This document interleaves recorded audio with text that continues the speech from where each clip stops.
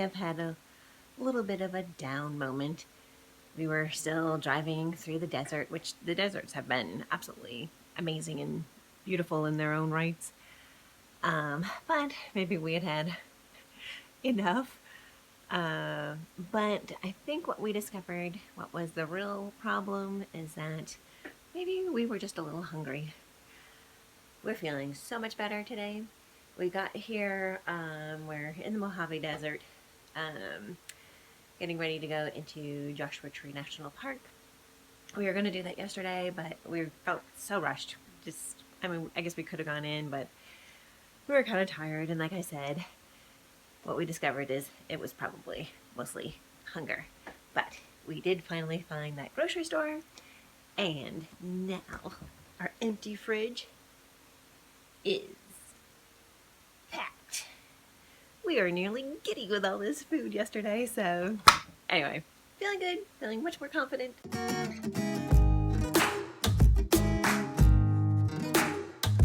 After nearly dying of starvation in the desert, you think we would have almost died from heat, but we almost died of starvation because we did not get groceries before we went in there and did not really realize how poor our food situation was.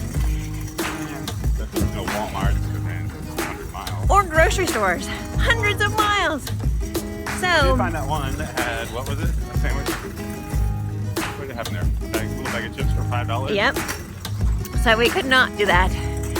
Anyway, we have eaten everything in the camper except for Shannon's private stash of pistachios.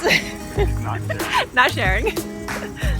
So we have found this Walmart, this oasis, this magical food place. Anyway, we may have gone a little overboard. $230. But we will not starve.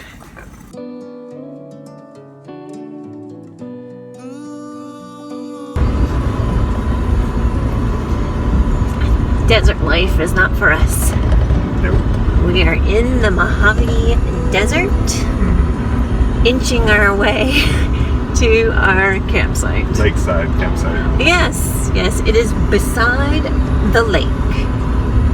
We haven't seen the lake. Not a drop of water in sight. Although we do feel pretty confident we're going to get a spot in this RV park.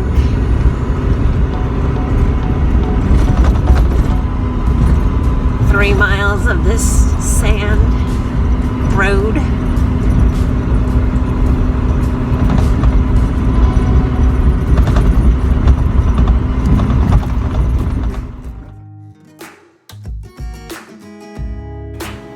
This was definitely an upside of our desert days.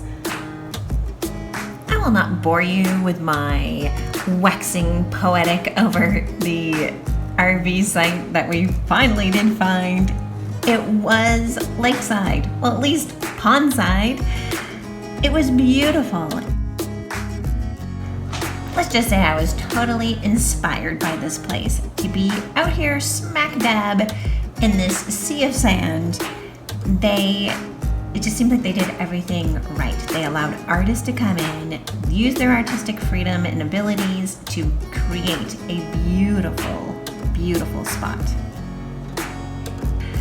I loved this place. Oh yes, and another issue we experienced yesterday was the fact that Brother set his alarm to get us up early in the morning so we can get a good head start, get places to where we needed to go. We've only done that a couple of times as well, and that has not gone over well either. Just about ready to head to Joshua Tree National Park. We have our lunch packed.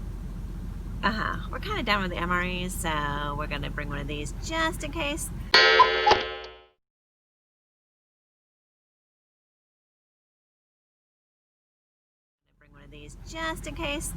This could be...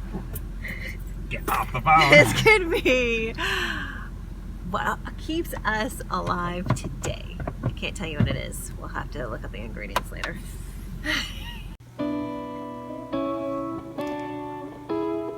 We had loved visiting the ghost town in Bodie so much that we decided that we would take in the sights of another ghost town called Calico, just outside of Barstow, California.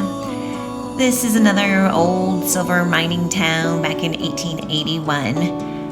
It was abandoned in 1890 after silver lost its value.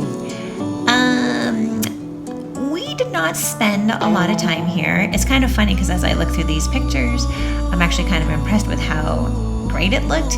We were, well, let's just say that we had been spoiled. But what we did do right in this town was that we actually went on the outskirts where you could see a lot of the remains of mining cabins spoiled by Bodie. So that actually made it worthwhile. We enjoyed the outskirts of the town, not the main attraction, which did seem to be the shops.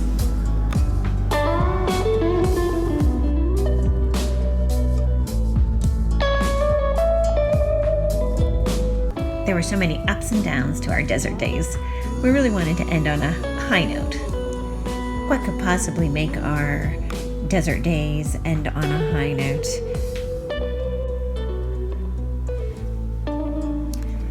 Maybe one more trek through the dry desert heat.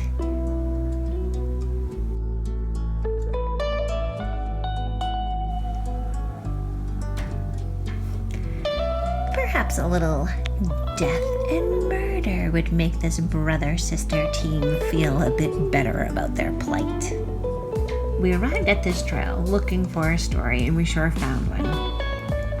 This is where Worth Bagley Stone was murdered at the hands of his neighbor. This is the location of a shootout between Worth Bagley and William F. Keyes in 1943.